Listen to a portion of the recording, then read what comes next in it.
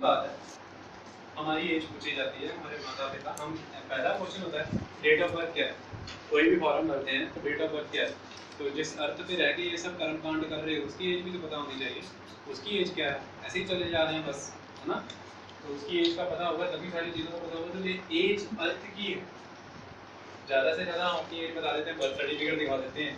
150-200 साल पुरानी बात कोई होती है तो हम बड़े बुजुर्गों को खड़ा कर देते हैं, उससे थोड़ी ज़्यादा पुरानी कोई होती है तो हम उसके साक्ष्य या प्रमाण दिखा देते हैं कि ये इतनी पुरानी बिल्डिंग है। ये इससे पुरानी की बात अगर करें 1 लाख साल पुरानी, 2 लाख, 3 लाख, तो ये कहाँ से पता लगेगा। 20 लाख साल पुरानी, 100 लाख साल पुरानी चीज़ों का पता कहाँ से लगेगा।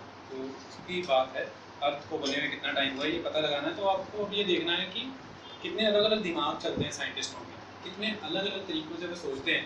तो पहला रूल बनाया साइंटिस्टों ने on the basis of oceanic,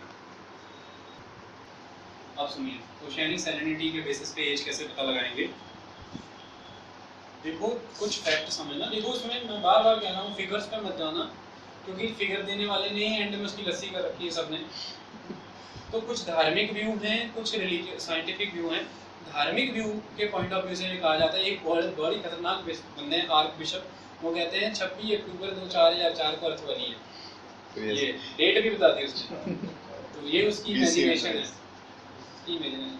कहते हैं 4004 BC 26 अक्टूबर सवेरे 9 बजे अर्थ बनी, डेट ही देती है ना, उन चक्कों में उन दसों में भी ना, ये उसकी इमेजिनेशन है, ठीक है, इसको सच नहीं मानो। हाँ, हिंदू ग्रंथों में, शास्त्र वेदों में लिखा गया है कि लगभग 2 बिलियन ईयर्स पहले अर्थ बनी। एक मंत्र आता है, उस मंत्र से पता लगता है कि लगभग अर्थ 1.99 बिलियन ईयर्स पहले बनी, मतलब 2 बिलियन। ये कहीं ना कहीं है सच, लेकिन ये साइंस की थ्योरी से रिलेट करता है, मेल जोल खाता है, साइंस भी यहीं तक ही पहुंची, लेकिन अर्थ कम से कम 4-5 बिलियन के अंदर, तो इसको भी हम उतना करेक्ट नहीं मानते। फिर अलग अलग बंदों ने अपनी बातें कही हैं, कईयों ने कई मॉडल दिए, कई थ्योरीज दी, कई लॉजिक दिए, सब कई भी गलत हो गए, कई भी सही हो गए, कोई मानता कोई नहीं मानता, चलता नहीं चलता, बस चल रहा है। सही क्या है, मतलब बेसिस ऑफ ओशियानिक सैलिनिटी वो ये कहते हैं, पहला पॉइंट उनका ये है, इसको प्रूव करने का पहला पॉइंट उनका ये है कि land area are the source of salinity of oceans. Salinity बोले तो लवणता, ठीक है, जो नमक का समुद्र में, वो ये कह रहा है कि जब ओशियंस बने थे कभी भी नमकीन नहीं थे, पूरी तरह से प्रिस्टाइन थे, फ्रेश वाटर, प्योर थे। धीरे धीरे धीरे धीरे वो समय के साथ नमकीन हो गए।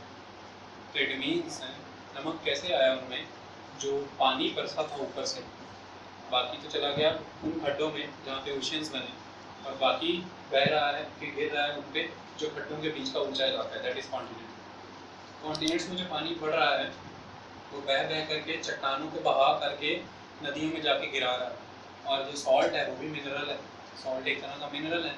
अब हम समुद्री नमक खाने लगे, इसके थोड़ी देर पहले तो हम पाकिस्तान से आया हुआ काला नमक ही खाते थे, वो चट्टानी नमक होता था। वहाँ का वो जो माउंटेन है वो यूनेस्को की वर्ल्ड हेरिटेज साइट है, दुनिया घूमने आती है, देखने आती है। द थिंग इज कि जितना भी लैंड कॉन्टिनेंट पे मिनरल था, ये बारिश के साथ बह बह करके समुद्रों में गया और उसमें जाके जमा हो गया, और उसमें जमा होने के बाद उसमें नमकीनपन आ गया।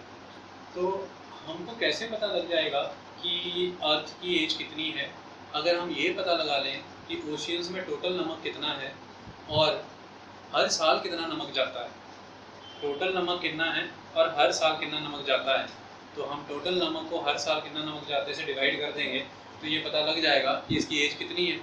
क्योंकि अगर उसमें 100 किलो टोटल नमक है और हर साल 10 किलो नमक जाता है तो हमें पता लग जाएगा कि 10 साल पहले बनी है। ओशियंस में 10 साल पहले 10 साल पहले से नमक आना शुरू हुआ, तो हम उसके थोड़ी देर पहले से मान लेंगे कि अर्थ बनी थोड़ा टाइम पहले से। तो ये फार्मूले के अकॉर्डिंग इन्होंने बताया कि अगर ओशियानिक सैलिनिटी का हमें पता है तो ओशियानिक सैलिनिटी के अकॉर्डिंग समुद्री नमक के आधार पर हम ये पता लगा सकते हैं कि अर्थ को बने हुए कितना टाइम हुआ है, ठीक है। लेकिन इस थ्योरी को सही नहीं माना गया, इस थ्योरी को कंडेम किया गया है। उन्होंने कहा है कि ऐसा कोई कंसेप्ट नहीं है, क्योंकि इसके बेसिस पर बहुत ही कम समय बताया गया है। ऐसा बताया गया है कि अगर डिवाइड डिवाइड करके जो फिगर आई है कि 80 मिलियन ईयर्स में नमक समुद्रों को, और उससे 40 को मिलियन पहले अर्थ बनी है, यानी कि 120 मिलियन ईयर्स। ये तो बहुत ही फेक फिगर है। 120 मिलियन पहले की धरती छोड़ो, 200, 250, 300 मिलियन की तो चट्टानें मिलती हैं जिनके प्रूफ हैं कि ये चट्टानें, तो कहते हैं बकवास, ब्लंडर, ये तो कोई काम चलेगा ही नहीं। तो ये थ्योरी उन्होंने कहा कि, और दूसरा उन्होंने कहा कि किस माई के लाल ने ये कहा है कि सारा का सारा नमक ज़मीन से ही गया है। इतना नमक ज़मीन ने अगर दे देती तो नदियाँ नमकीन ना हो जाती। अगर नदियाँ ही इतना नमक दे रही हैं, मतलब उनका पूरा नमक भी नदी में नहीं रहा, सारा ही बह गया समुंदर में। थोड़ा तो नदियों में रह जाता, थोड़ा तो ज़मीन में मिल जाता। दूसरी चीज़ उन्होंने ये कही है कि नमक किसने कहा कि सिर्फ लैंड से ही बह के आता है। थर्मल कंडक्टिविटी होती है, थर्मल रिएक्शन होता है। क्या होता है, मैंने आपको उस दिन भी बताया था, समंदर हैं, समुद्रों के नीचे ज़मीन है, और ये जो पूरी हमारी अर्थ है इसके अंदर बहुत हाई लेवल पे हीट है, और वो हीट जो है वो लावा बन के फूटती है। तो समुद्रों के अंदर भी बहुत बड़े पैमाने पर लावा ही निकल रहे हैं। तो वो लावा जब निकलते तो अपने साथ कई तरह के मिनरल्स और गैसेस लेके निकलते हैं, तो वो भी नमकीन प्रोवाइड कर रहे हैं, वो भी नमक दे रहे हैं। तो समुद्रों में नमक ऊपर से भी आया और अंदर से भी आया, ठीक है, अकेले अर्थ से नहीं आया। तो जब समुद्रों में नमक आने के सोर्सेज दो हैं, तो हम टोटल नमक पता लगा करके ये कैसे पता लगा सकते हैं कि अर्थ कैसे बनी है, क्योंकि टोटल नमक का सोर्स खाली ज़मीन थोड़ी ना है, ज़मीन के अंदर से भी नमक आ रहा है। तो बड़ी वेग है ये चीज़। एक तो हम पूरे के पूरे समुद्रों में एक जैसा नमक नहीं है, सारे के सारे ओशियंस में एक जैसी सैलिनिटी नहीं है। अगर हम सीज को पकड़ लें तो डेड सीज में तो नमक ही भरा पड़ा है, तो किसी सी और क्लाइमेट का इफेक्ट बहुत ज़्यादा है। ये वाला कंसेप्ट इसलिए गलत है क्योंकि सैलिनिटी और बड़ी सारी चीज़ों पे डिपेंड करती है। क्लाइमेट, जहाँ पे ठंडा इलाका है वहाँ के समुद्रों की सैलिनिटी कुछ और है, जहाँ पे गर्म इलाका है वहाँ पे रेनफॉल बहुत ज़्यादा हो रही है, तो वहाँ पे ज़्यादा पानी गिरने की वजह से डेंसिटी कम है, क्योंकि नमक घुल जा रहा है। अगर एक आधा गिलास नींबू पानी बनाया आपने, आधा चम्मच 1 चम्मच नमक डाल के, अब उसमें 1 गिलास पानी और डाल दो, तो क्या वो उतना ही नमकीन रहेगा? नहीं रहेगा। तो रेनफॉल ज़्यादा हो रही है तो सैलिनिटी कम भी है। तो सैलिनिटी कम है, ज़्यादा है समुद्र में, कहीं ज़्यादा कहीं कम, कहाँ से काउंट करोगे कि कितनी सैलिनिटी है? और कौन निकालेगा सारी सैलिनिटी? नमक तो सारा समुद्र से निकालने से, कहीं एक जगह सैंपल ही लेंगे ना, या 2-3 जगहों पे सैंपल लेके पता लगाएंगे, तो दैट इज़ नॉट पॉसिबल, तो फेक है, बकवास है कहते। तो ये तो थ्योरी उड़ गई, क्योंकि उम्र ही बहुत छोटी बताते हैं अर्थ की ये लोग इस थ्योरी के according. On the basis of sedimentation. अब एक सियाना बंदा आया, कहता है देखो सबसे पहले जब अर्थ बनी होगी तो अर्थ लिक्विड फॉर्म में थी, ठीक है, ये तो प्रूवन है कि अर्थ कहीं ना कहीं लिक्विड फॉर्म में थी, धधकता हुआ एक तरह का मॉल्टन स्टेट में थी, धीरे धीरे वो जमी है, हौले हौले जम गई।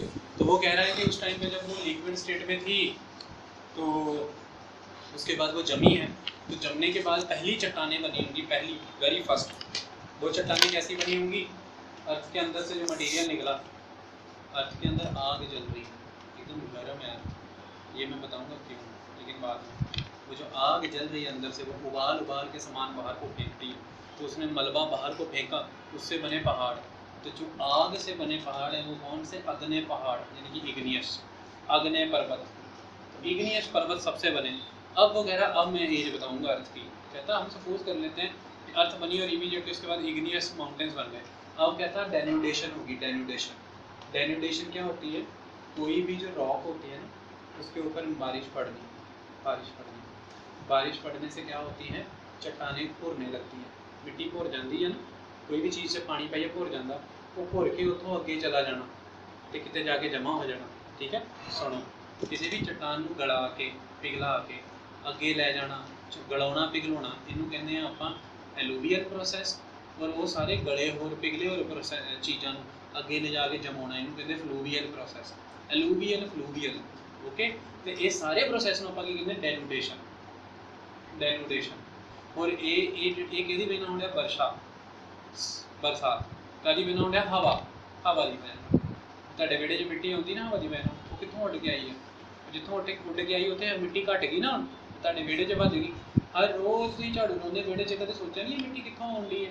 ਜਿੱਥੋਂ ਆਉਂਦੀ, ਜਿਹਦੇ ਖੇਤਾਂ 'ਚ ਆਉਂਦੀ, ਉਹਦੇ ਖੇਤਾਂ 'ਚ ਮਿੱਟੀ ਘਟਣ ਡਈ ਹੈ ਨਾ, ਤਾਂ ਹੀ ਤਾਂ ਤੁਹਾਡੇ ਆਉਂਦੀ ਹੈ। ਸੋ ਇਹਨੂੰ ਕੀ ਕਹਿੰਦੇ ਆਪਾਂ? ਇਰੋजन, इरोजन। सो कहीं से आ रहा है मलबा, ये सारा कादी वजह नाल हो गया वा?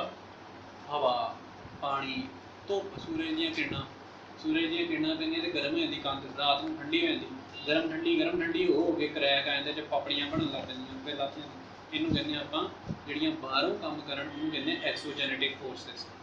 एक्सोजेनेटिक फोर्सेस, एक्सो मने बाहर, जेनेटिक मने जेनेसिस, जेनेसिस मने जन्म, जिन्हां दा बाहर जन्म होण दिया, जिहड़ियां चीज़ां दा बाहर दा जन्म आ ओह एक्सोजेनेटिक फोर्सेस, ते जिहड़ियां चीज़ां दा धरती दे अंदर जन्म होंदा, जिहड़ियां अंदर लावे फुट कंडे, अंदर मने इंडो, एंडो जेनेसिस मने जन्म, जिथे वर्ड आ गया जेनेटिक मने समझ लो जेनेसिस, जेनेसिस मने ओरिजिन, तो एंडोजेनेटिक मने जिहड़ियां ताकतां धरती दे अंदरों, एक्सोजेनेटिक मने धरती दे बाहरों। ओके, धरती दे बाहरों जिहड़ियां ताकतां लगदियां हवा, मींह, धुप, तो धरती के अंदरों की फुटदे आ लावा ते tectonic forces. Okay, exogenetic and endogenetic. तो ये कह रहा है कि वो जो चट्टानें बन गई हैं, ये जो चट्टान बन गई, इतना सुंदर माउंटेन, इसके ऊपर बारिश होगी, ठीक है, ये चट्टान पे बारिश हो गई, बारिश होने की वजह से ये पिघल जब मैं पिघल वर्ड यूज करूं तो मुझे बेवकूफ मत समझना, पिघल मतलब कि घुल के, ये कोई पिघलने वाली चीज थोड़ी ना, तापमान से थोड़ी ना हो रहा है काम, तो ये गल के मतलब मिल कर घुल करके आगे आ रही है, तो ये पहाड़ घुल के इतना रह गया, ठीक है। हाँ, मटीरियल अगे आ गया, नदियां से बह के इत्थे पानी दे विच आण के मटीरियल सैट हो गया, आ जड़ा इत्थों टुट के मटीरियल यहाँ से टूट के जो मटीरियल यहाँ पे आया, इसको क्या कहते हैं, सेडिमेंट, ठीक है। कोई भी ਤੁਹਾਡੇ घर के बाहर ਜਿਹੜਾ ਆ ਜਾਂਦਾ ਨਾ मिट्टी ਉੱਡ के ਉਹਨੂੰ सेडिमेंट कहीਦਾ, ठीक है। तो ਇੱਥੇ ਜਿਹੜੀਆਂ ਹੁਣ ਪਹਾੜ ਆ ਅੱਧਾ ਪਹਾੜ ਕੱਟ ਕੇ ਇੱਥੇ ਆ ਗਿਆ, ਇੱਥੇ ਹੁਣ ਕੋਈ ਲੈਂਡ ਫਾਰਮ ਬਣਦੀ, ਉਹਨੂੰ ਕਹਿੰਦੇ sedimentary rocks, sedimentary land form. Okay, sedimentary land लग नहीं रहा मुझे, 5:15 बजे का होगा।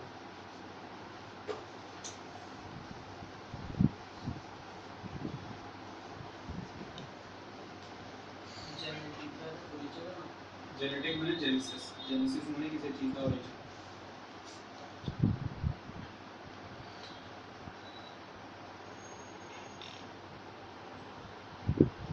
ये सारा मलबा पिघल नदी में घुल के यहाँ जाके जमा हो गया, ये बन गया सेडिमेंट्री लैंडफॉर्म। अब इसमें एक डेप्थ है ना, बस एक गहराई है ना, इसको ऊपर से अब कहीं से उखाड़ना शुरू करो, तो उखाड़ते इसकी गहराई में चले जाओगे ना, तो इन्होंने गहराई माप ली है।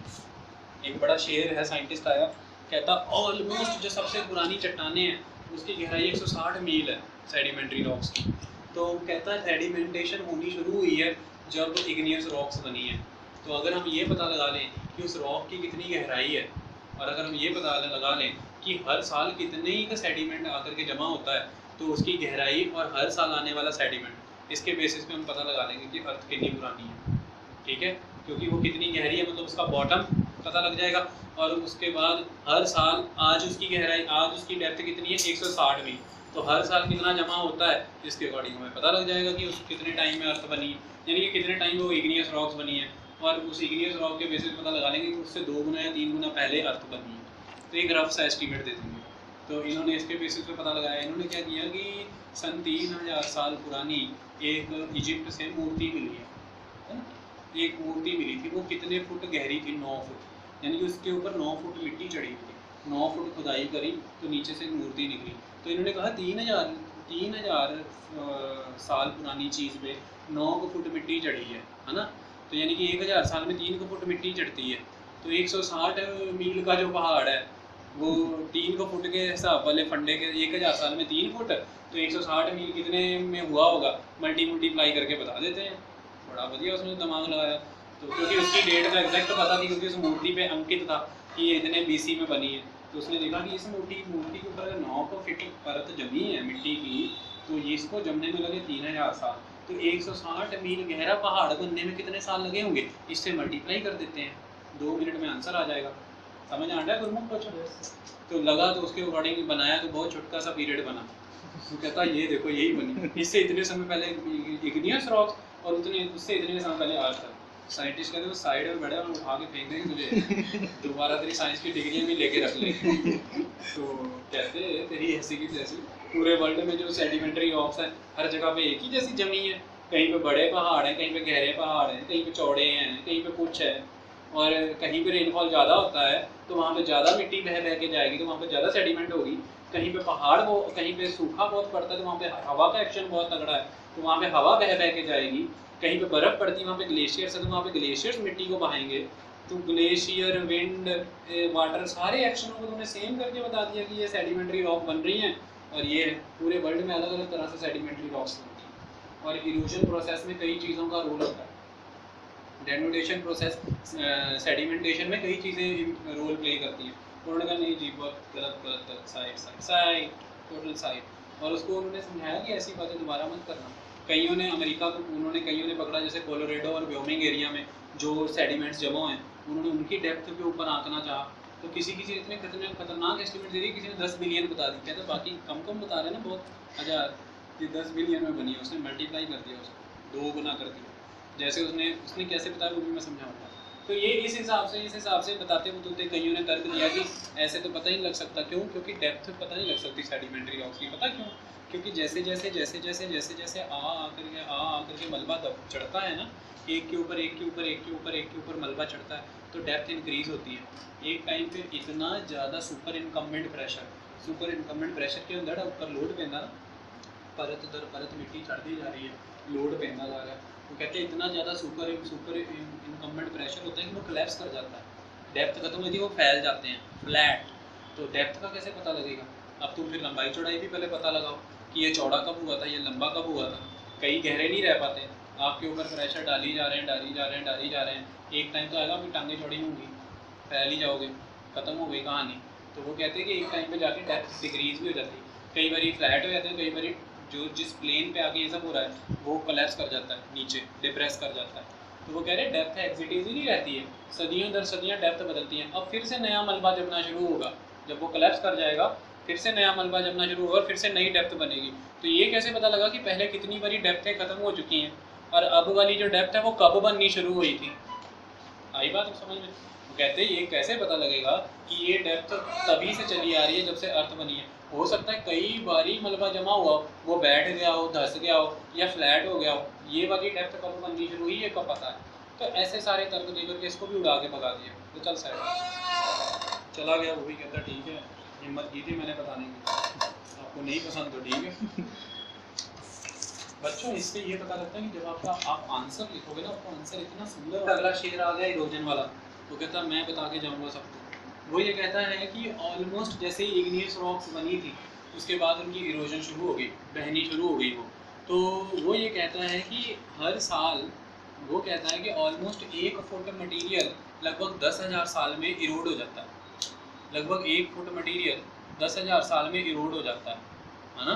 तो वो ये कह रहा है कि हम ये देख लेते हैं कि जो मटीरियल इरोड होता है वो कहीं जाके जमा भी होता है, तो हम उसकी गहराई नाप लेते हैं, और हमें ये पता ही है कि 10,000 साल में 1 फुट मटीरियल इरोड होता है। तो जितना मटीरियल इरोड हुआ है, 100 फुट इरोड हुआ है, तो हम 1 फुट 10,000 साल, तो 100 फुट इतने हज़ार साल से मल्टीप्लाई करके पता लगा लेंगे कि ये मटीरियल कितने हज़ार साल में यहाँ जमा हुआ है ना? That is on the basis of erosion. तो इसके बेसिस पर फिर उसने कहा कि अर्थ कम से कम इससे 2 गुना टाइम पहले बनी है। उसने फुट निकाल के, टाइम निकाल के उसको अर्थ के टाइम से मल्टीप्लाई करके बता दिया 10 बिलियन हो गया अर्थ को बनी। तो ये भी गलत फिगर है, इतने साल पहले अर्थ नहीं बनी है, ठीक है। सो ये भी बेसिस गलत है, क्योंकि इरोजन के भी कंसेप्ट पूरे वर्ल्ड में एक जैसा नहीं है। कहीं पे कम इरोजन हो रही है, कहीं पे ज़्यादा, कहीं पे रेनफॉल है कम है, कहीं पे ज़्यादा, कहीं पे बर्फ़ ज़्यादा पड़ती है, कहीं पे कम पड़ती है, कहीं पे हवाएं ज़्यादा हैं, कहीं पे कम, कहीं पे सूखा माहौल है, कहीं पे गीला माहौल है। तो इरोजन डिपेंड करती है लैंडफॉर्म पे भी। प्लेन एरिया में बारिश पड़ने से उतनी इरोजन नहीं होगी, पहाड़ों पे ज़्यादा होगी। हार्ड रॉक्स की इरोजन उतनी ज़्यादा नहीं होगी, सॉफ्ट रॉक्स की ज़्यादा होगी। व ग्रेडियंट जो ढलान है, ढलान पर डिपेंड करती है, जो ज़्यादा ढलान वाला लैंड होगा उस पर इरोजन कम होगी, बाकी के जो मतलब उस पर ज़्यादा होगी, और जो प्लेन ढलान वाला एरिया उस पर इरोजन कम होगा। तो वो कहते हैं जहाँ पे इतने सारे फैक्टर्स हैं वहाँ पे आके आप एक मतलब एक यूनिवर्सल का फॉर्मूला कैसे बना सकते हो कि इतने फुट मलबा जमा हुआ है और 10,000 फुट मलबा एक साल में उखड़ता है, मतलब 10,000 साल में 1 फुट मलबा उखड़ता है, उसके बेसिस पे हम पता लगा नहीं। वो कहते हैं बकरी बकरी इरोजन है पूरे अर्थ पे, कहीं पे कुछ है कहीं पे कुछ है, ये नहीं हो सकता, दैट इज़ नॉट करेक्ट, ये भी गलत है। वो भी चला गया, इरोजन वाला भी हो गया, सेडिमेंटेशन वाला भी हो गया, सैलिनिटी वाला भी हो गया। अब आए केल्विन फार्मूला। केल्विन के अकॉर्डिंग वो ये कहता है, केल्विन ये कहता है कि हम ये पता लगा लेते हैं कि अर्थ किस रेट से ठंडी हो रही है, यानी कि अर्थ में से हीट कितने रेट से निकल रही है, तो हमको पता लग जाएगा कि अर्थ कब ठंडी हुई। और हम अर्थ की एज तभी से पता लगा रहे हैं जब से अर्थ ठंडी हुई है ना, जब से अर्थ बनी है तब अर्थ बनी का मतलब जब अर्थ इस फॉर्म में है। आई बात समझ में? वो जो अर्थ छोटे छोटे कणों में अलग हो रही है, ये 4.5 बिलियन वो तो नहीं समझ रहे हैं जब अर्थ बन रही थी। अर्थ मतलब अर्थ गर्म से जब ये गैसेस से लिक्विड और लिक्विड से सॉलिड फॉर्म में आई है, दैट इज अर्थ। इतना पता लग गया? मॉडर्न स्टेट वाली नहीं, ये वाली। तो वो कहता कि जब अर्थ ठंडी हुई है पता लगा लेते हैं हम हीट किस लेवल से रेडिएट हो रही है। तो अर्थ का जो सेंटर होता है ना, अर्थ का जो सेंटर होता है, ऐसी लाइट थी, ठीक है, ये लाइट थी, याद रखना, ठीक है। और this is singularity, this is singularity, this point is singularity. यहाँ से शुरुआत हुई है ओरिजिन। और हिंदू धर्म में कहते हैं यही सुदर्शन चक्र है विष्णु का, इसी से सब निकलता है और इसी में सब समा जाता है, ठीक है। तो शेप भी बिल्कुल वैसे ही बनती है इसकी। तो यार कहने की बात ये, मैं हैरान होता हूँ, वेद लिखे, पुराण लिखे गए 2000 साल पहले, ये थ्योरी आई है 1972 में, 1972 में ये थ्योरी आई है बिग बैंग। पुराण लिखे गए 2000 साल, मतलब जिसने उस टाइम लिखा उसने वाकई एक उस शेप का एक चक्र तो इमेजिन किया था ना कि विष्णु का एक इस शेप का चक्र है। तो बाद में सारी गैलेक्सी बिल्कुल उसी शेप की निकली, और ये सिंगुलैरिटी की फिगर बिल्कुल वैसी शेप की निकल रही है। आज की डेट में हबल टेलीस्कोप जो कि घूमता रहता है उससे इमेजेस ले रहे हैं, तो बिल्कुल वैसा ही निकल रहा है ये विष्णु के सुदर्शन जैसा। तो फिर तो कहेंगे पुराना वाले बंदे कि हमने तो तभी 2000 साल पहले ये फिगर दे दी थी। एक फिगर भी दे देना बहुत बड़ी बात है ना। तो और वो कहते भी हैं तब चक्कर घूम रहा है विष्णु का, और आप देख रहे हो उस विष्णु के चक्कर में सारे रथ, सारे पेड़, सारी धरती, जब वो युद्ध में खड़े हैं सारा कुछ इसमें ही समाई जा रहा है। तो ये भी वही कह रहे हैं, ये देखो इसी में से निकला और इसी में जाना है, इसी में निकला इसी में जाना है, याद रखना, ब्लैक होल इसी से बनेगा। तो एक बारी कृष्ण दिखाया भी था अपना मुंह बोल के अपनी माँ को ब्रह्मांड, तो उसने मुंह में दिखा दिया था कि ये है, look at the mouth, my mouth, ब्रह्मांड देख लो अंदर, तो यहीं से आएगा सब, है ना। तो कहानी कुछ तो है। और एक बात आप याद रखो कि अब आई है बिग बैंग, तो बैंग वर्ड अब आया है, तो ये ब्लास्ट वर्ड जो ब्रह्म वर्ड है, तो ब्रह्मा तो वेदों में कब से आ रहा है, 4000 साल से ब्रह्म शब्द का ओरिजिन हो चुका है। तो कहीं ना कहीं ये कंसेप्ट ग्रंथों से ही लिए गए हैं, और उन्होंने ये सब बता दिया था। समझने वाले को समझ नहीं आता है, समझने वाले को समझ नहीं आता है, ठीक है। आई बात।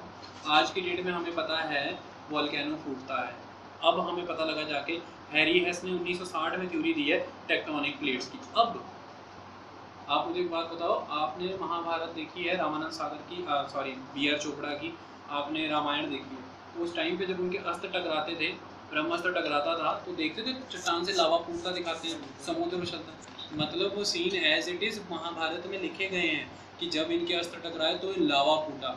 2000 साल पहले सारे में लावे का पता था, सब पता था। और विष्णु राम को बहुत अच्छे से पता है कि समुद्र की गति घटती और बढ़ती है, यानी कि इसमें टाइड्स आती हैं, तो उसने उसी हिसाब से अपने शिविर लगाए थे। मतलब उस टाइम पे टाइडल फोर्स का राम को पता था। ये कब की बात कर रहे हैं, त्रेता त्रेता युग में राम को टाइड का पता था। तो त्रेता के बाद द्वापर आया, द्वापर में श्री कृष्ण आए, और द्वापर के बाद अब हम चल रहे हैं, मतलब कैन यू इमेजिन, टाइडों का उस टाइम पे पता था। और ये साफ साफ लिखा गया है रामायण में कि उसने ये कहा कि समुद्र की गति घटेगी बढ़ेगी, हमें शिविर पीछे लगाने हैं, उसको कहते हैं शोर लाइन। आज की डेट में ज्योग्राफी में शोर लाइन, तो उसने वहीं पे शिविर लगाया। तो ये कैसी नॉलेज है, तो मजाक तो नहीं है, जैसे टाइडल फोर्सेस का पता रहा, है ना। तो ये सारी, और मैंने उस दिन में जो है वो ये कह रहा है कि ऐसा करते हैं कि भाई अर्थ के कोर में,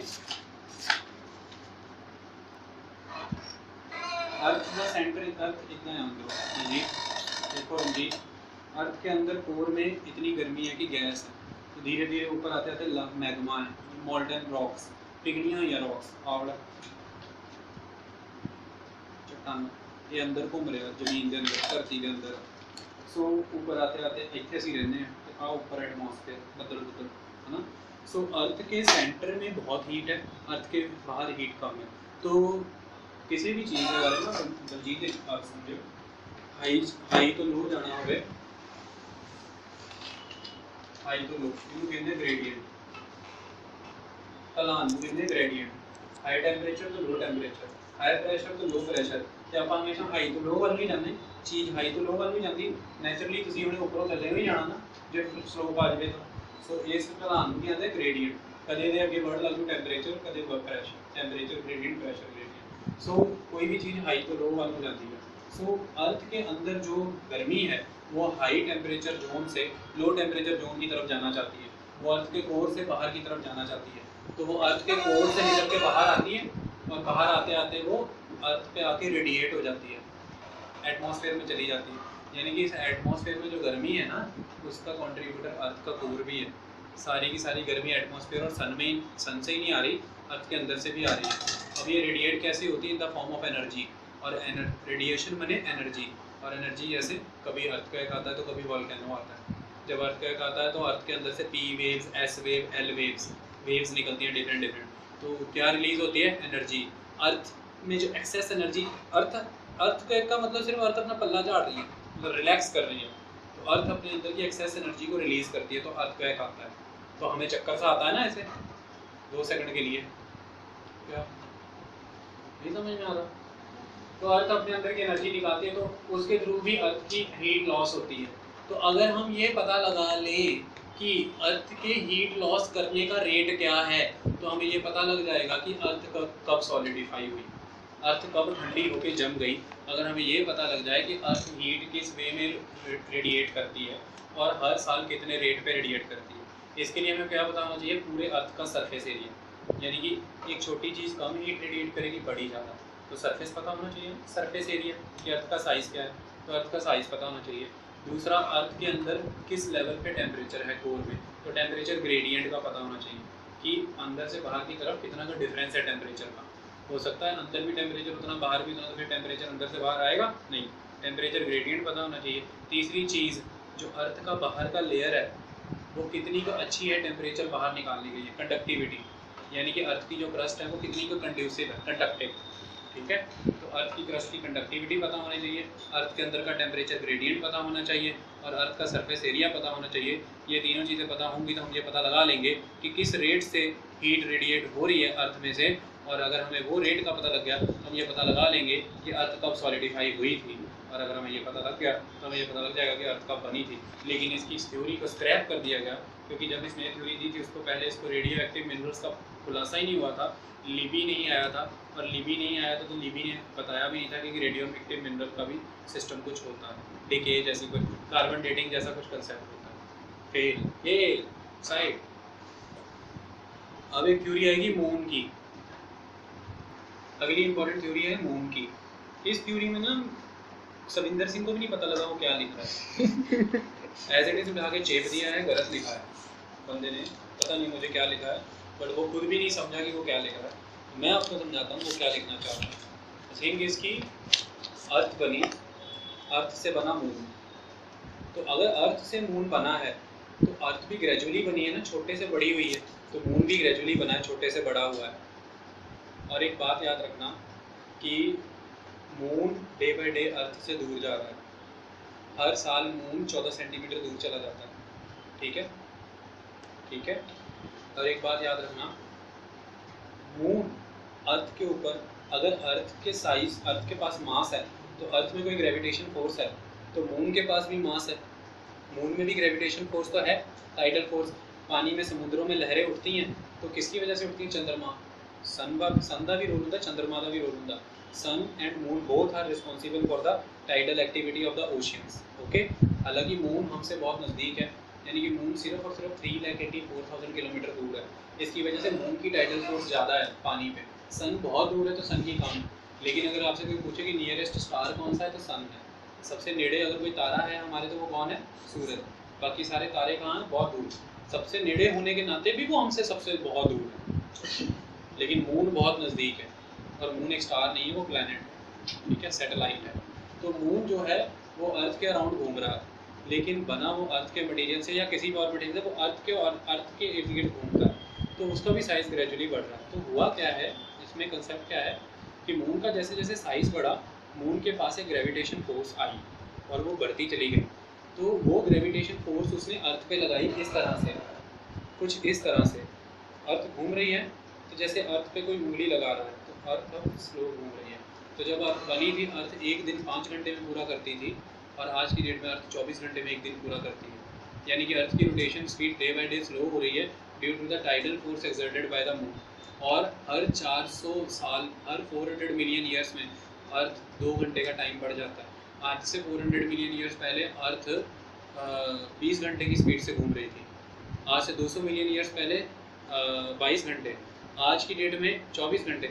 आज से 400 या 200 मिलियन बाद ये दिन 26 घंटे का हो जाएगा। ओके, दिन का साइज़ बढ़ता चला जा रहा है। क्यों? क्योंकि अर्थ के घूमने की रफ्तार कम होती चली जा रही है, और जितना स्लो घूमेगी उतना दिन का साइज़ क्या होगा, ज़्यादा।